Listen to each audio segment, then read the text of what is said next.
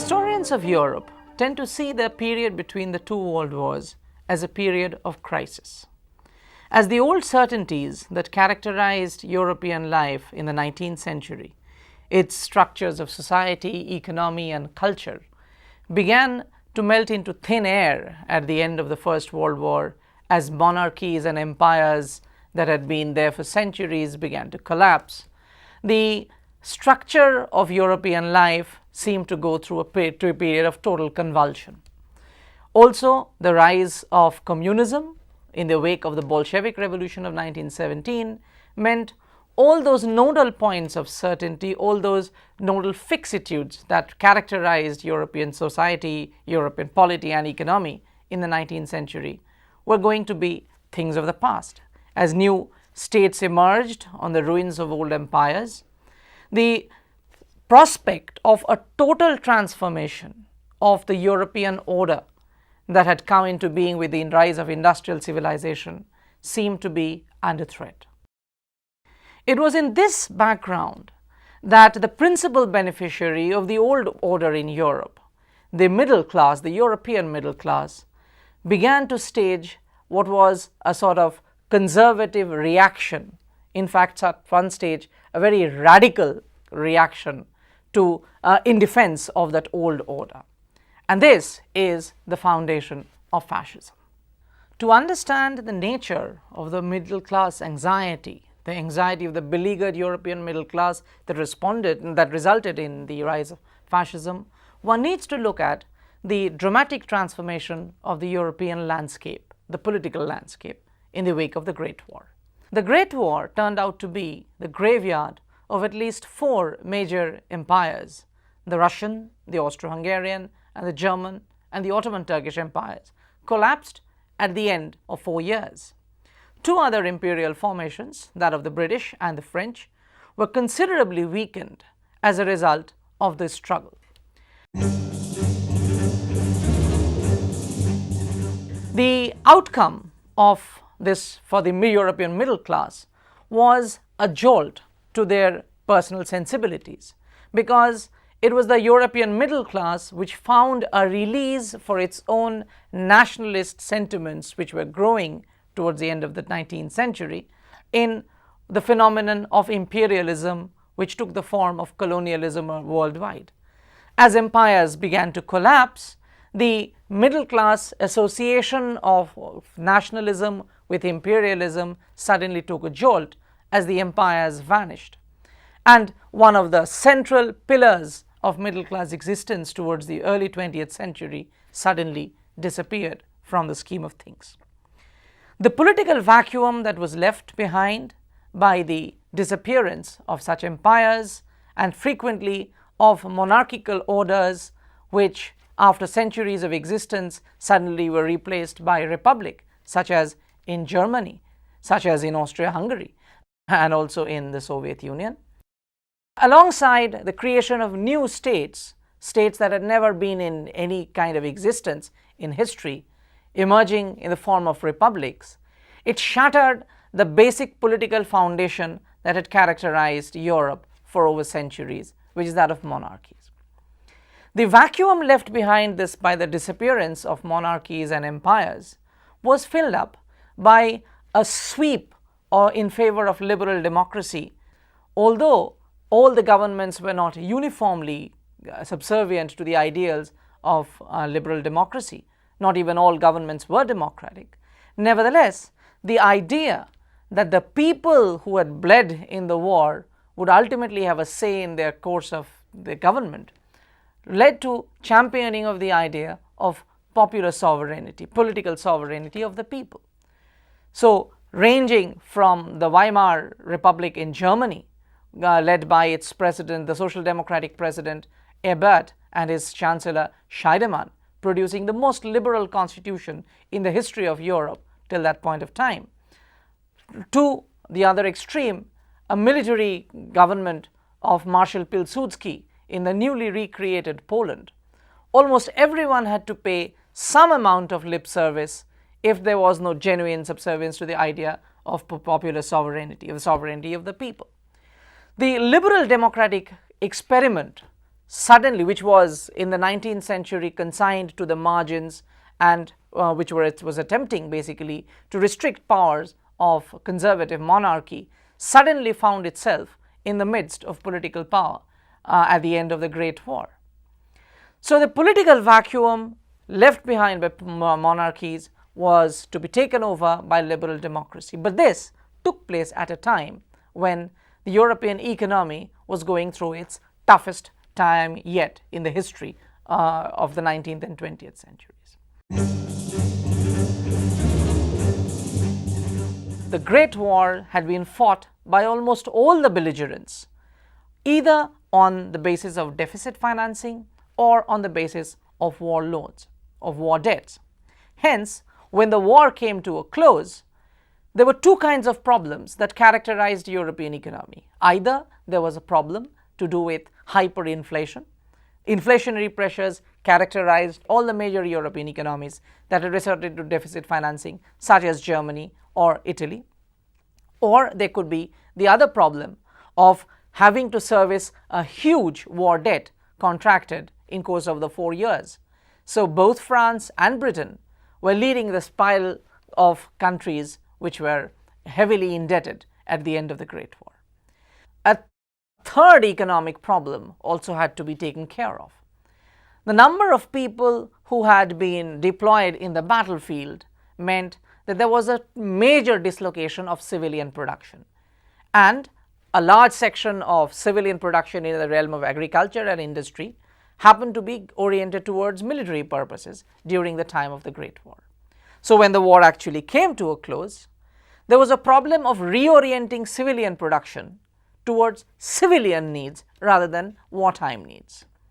So new investment was required in the realm of agriculture as well as industry.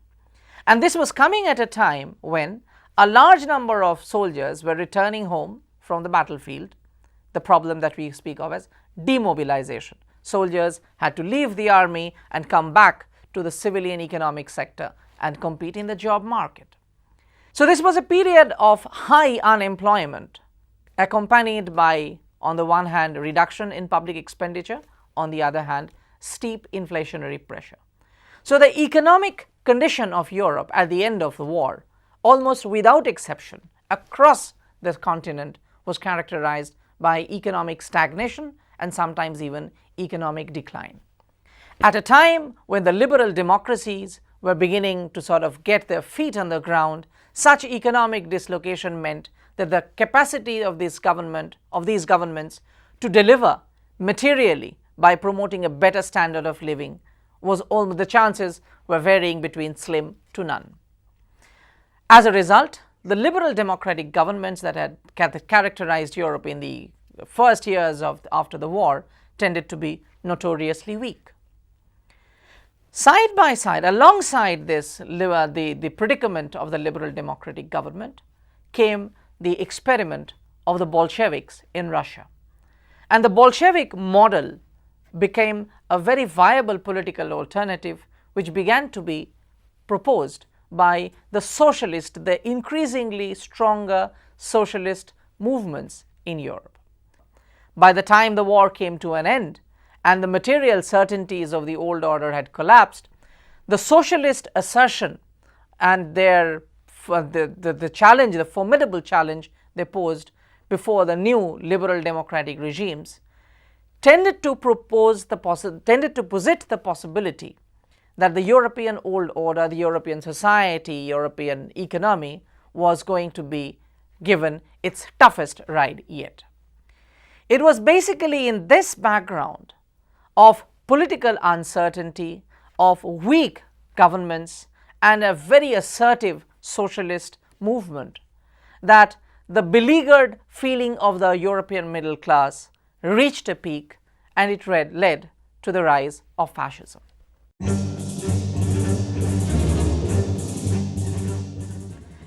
The defining feature of fascism as a movement was fairly unusual in its propensity towards violence. This is to be put into perspective of the middle class anxiety that characterized Europe in the 19th and 20th centuries.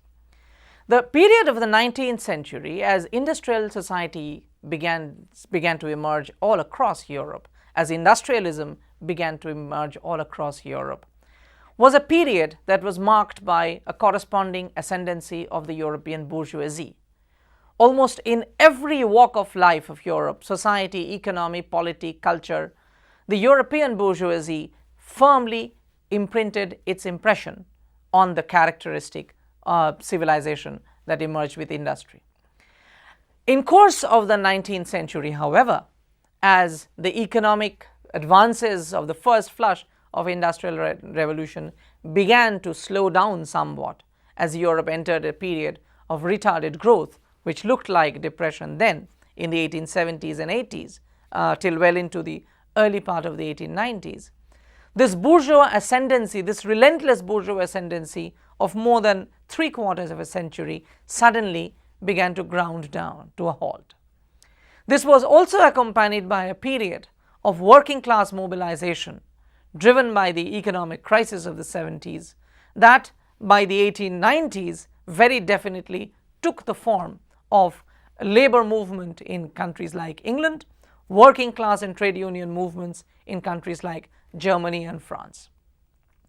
The outcome was that the sense of pride, the sense of glory that the middle class had associated itself with in course of the early part of the 19th century began to sort of tremble.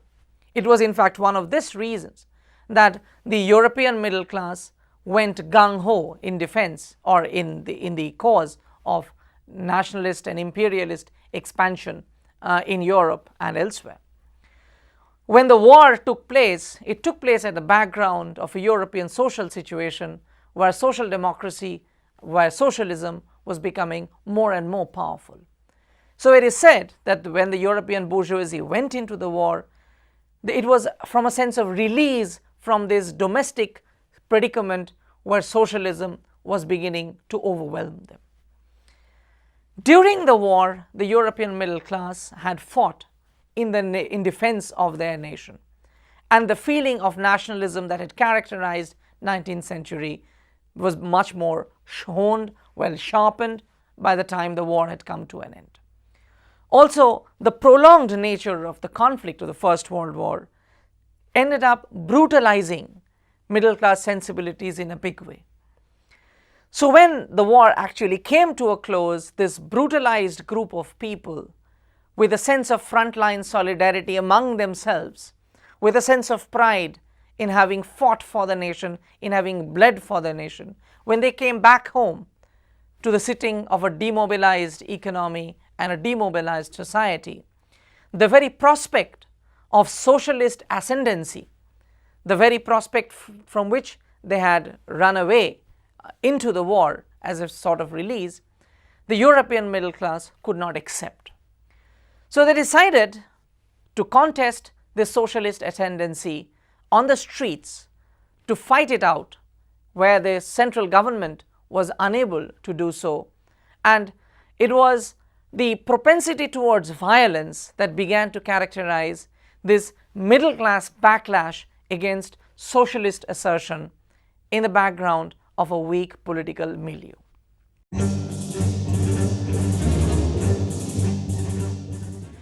Fascism began in its quintessential form in this very background in places like Italy.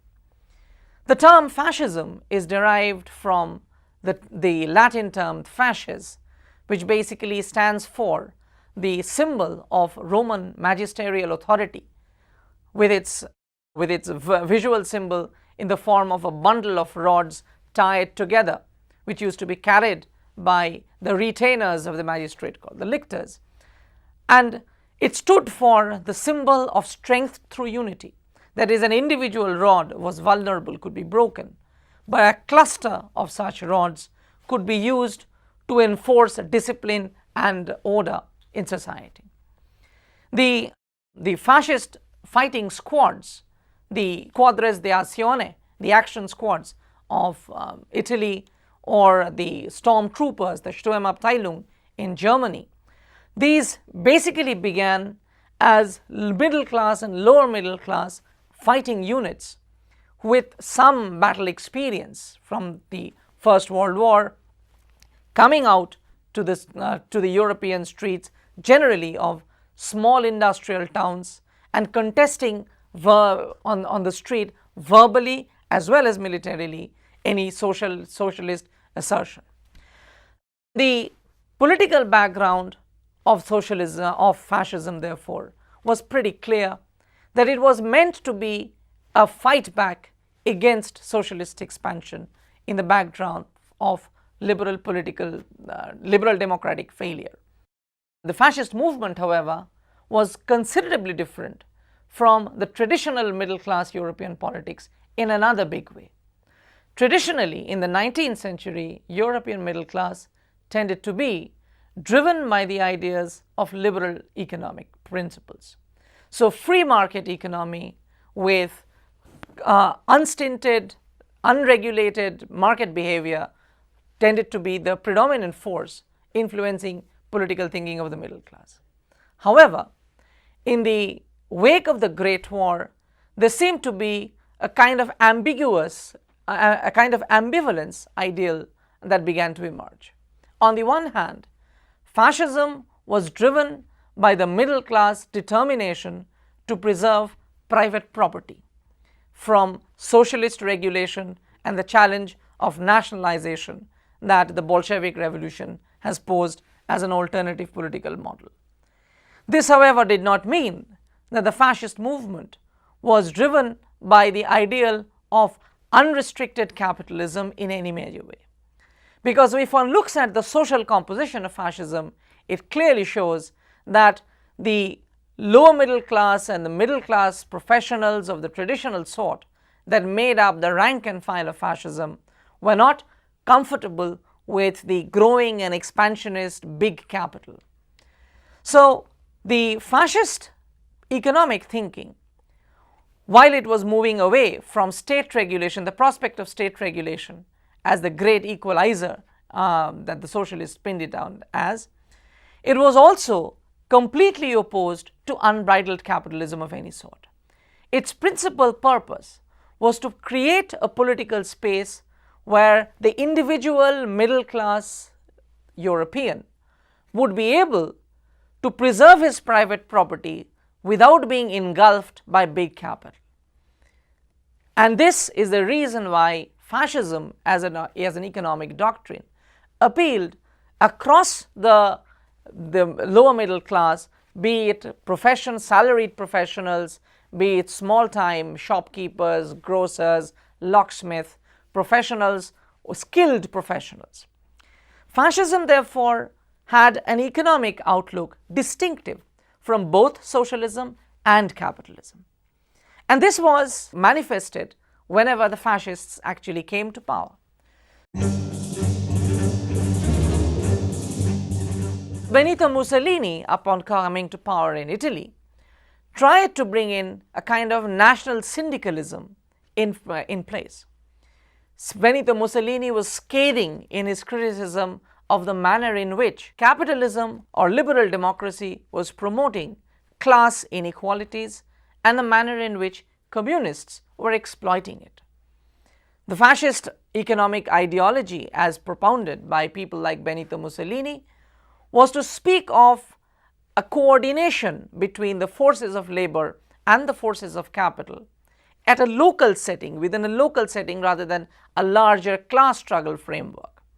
So problems and disputes would be settled at the factory floor with coordination between representatives of the capitalists on one hand and representatives of the working class on other. The idea that the national syndicalists were trying to promote was given a better shape by thinkers such as Oswald Mosley from the British Union of Fascists, or much more importantly from within the Nazi movement. Whereas people like Adolf Hitler were not much by way of economic theoreticians. People like Gregor Strasser, Otto Strasser had very firm positions about how the corporate state principles have to be incorporated within the fascist movement. The idea was that the society and this is an idea that comes from 19th century German middle class thinking, that the society was almost like one single body. It was a corpora, within which the various classes were like various organs. And the fascist economic principles, as propounded by the Nazis specifically, was to make the case that just as the body needs to move, just as the body needs to coordinate its various organs, similarly the economy also needed some kind of coordination. This was not to be regulated, however, by the government, which could not necessarily be trusted.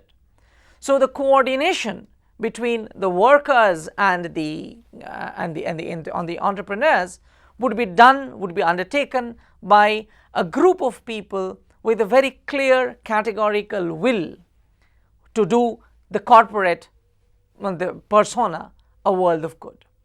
So there was to be coordination between the various forces that contribute to an economy, and this coordination was to be done by councils set up by the state but with representation from the people. The corporate state economy was ultimately never to be realized in full by even the German instance, but the theoretical foundations that had been laid ultimately came to constitute a halfway house between capitalism and socialism. And towards the end of the war, towards the end of the Second World War, this was leading to a kind of planned economy idea, which is the reason why mixed economy, the idea of mixed economy, began to gain greater ground, because the idea of unbridled capitalism on the one hand and full controlled economy on the other was becoming an anathema.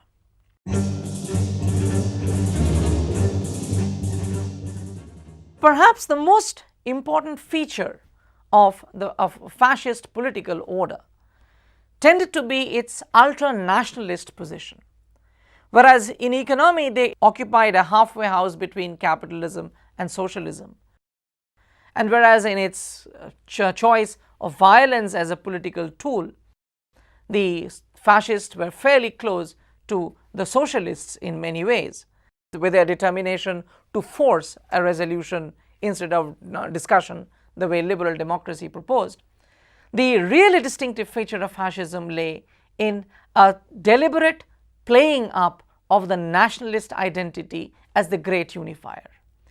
In order to overcome the problems posed by class struggle and the divisiveness that it generated, then the fascist ideology had its central piece of argument, as it were, in the idea that the nation made up one identity, one unity. And this was brought forth in slogans such as the one that the Nazis proposed of Ein Reich, Ein Volk and Ein Führer, that is to say, one empire, one people and one leader. That is to say that the nation would be incorporated in the persona of the leader and the people, and the three, the state, the nation and the ruler, would be of one and single will, that they would have the same general idea about how progress was to be achieved. And because of this unification, this equation of the persona of the ruler, the persona of the ruling order and the people themselves, because all of these three were supposed to be one, fascism brooked no political opposition. It tolerated no political difference. So fascism ultimately tried and aspired towards the creation of what we called a totalitarian society, where all the various wings, all the various arena of human reaction, of social relation, of sociability, were to be coordinated by the central driving argument of what is in the best interests of the nation.